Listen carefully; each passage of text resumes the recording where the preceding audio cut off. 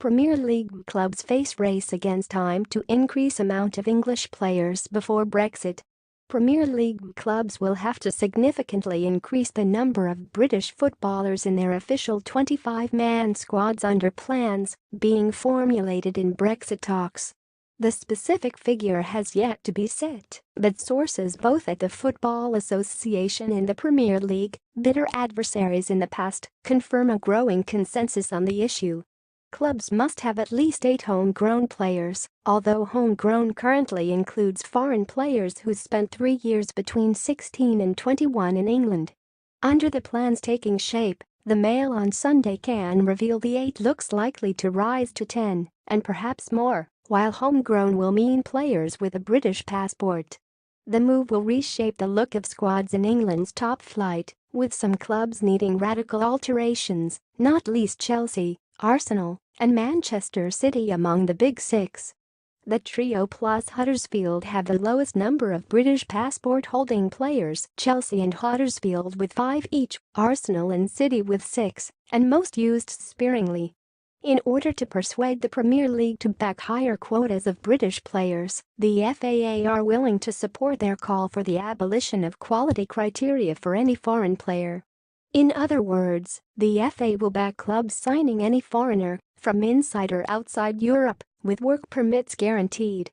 Neither the FA nor the Premier League will go on record to talk up the common ground, but it seems the major item left for agreement is the number of Britons required per squad, with 10 to 12 the likely range. The government will need to rubber stamp any deal. Number of Britons in the top flight is plunged in the Premier League era. The demise of opportunities for English players has been of most concern to the FA. In the inaugural Premier League season of 1992-93, almost 72% of players were English. That is down to just 31% now. England manager Gareth Southgate has voiced his concern over the dwindling talent pool at his disposal. Most observers would probably agree his team reached the World Cup semi-final despite the majority of foreign players in the top flight, not because of them. The Premier League and the FA have been forced to take positions on this issue and negotiate, since the Brexit referendum in 2016 means the government rewriting employment legislation. Sources close to the talks say that, at times, there have been massive differences over work permit regulations and requirements. One senior former FA insider told the Moz that the FA wanted to use the Brexit negotiations to achieve a formal aim of the FA, stated in 2014, of reaching 45% English players in the Premier League by 2022. Another senior source, still at the FA and involved in Brexit negotiations, has revealed the 45% target from 2014 has actually been abandoned, and the new reality of negotiations centers on raising the number of British players in the Premier League above current levels. This in practice will mean more English players, said the source. A Premier League spokesman said the club's access to talented players from a global pool has played a key part in the growth of the Premier League, with match attendance and global interest increasing as high-quality foreign players have taken their place in the competition with and against the best British and Irish players. An FA spokesman said, "We are continuing to work with the Premier League, EFL and a range of government departments during this consultation period. Our graphic shows how Brexit-ready the 20 PL clubs are, or how close they are to having 11 or 12 British players in their formal 25-man squads, and also shows what proportion of minutes have been played in the league this season by their English players."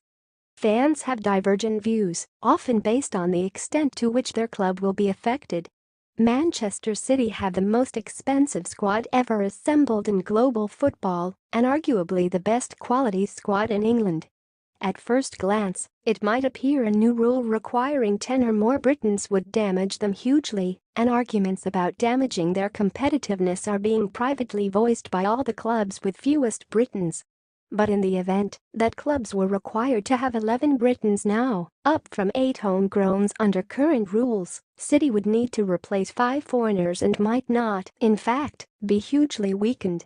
None of Eliaquim Mangala, Brahim Diaz, Claudio Gomez, Originate Murik or Nicolas Otamendi have played a single league minute this season, while City have England junior internationals Tosin Adarabioyo, Patrick Roberts, Lucas Nmeka and Brandon Barker and Wales' Matt Smith on their books and thriving, on loan respectively at West Brom, Girona, Preston, and Twente, eager for their chance. When voters went to the polls on Brexit, they probably did not have the playing time of Ruben Loftus-Cheek foremost in their minds, even if the vote did preface England's humiliation by Iceland at the European Championships. Notion now that up to 12 of the 25-man top-flight squads would need to be British passport holders appears a step in the right direction.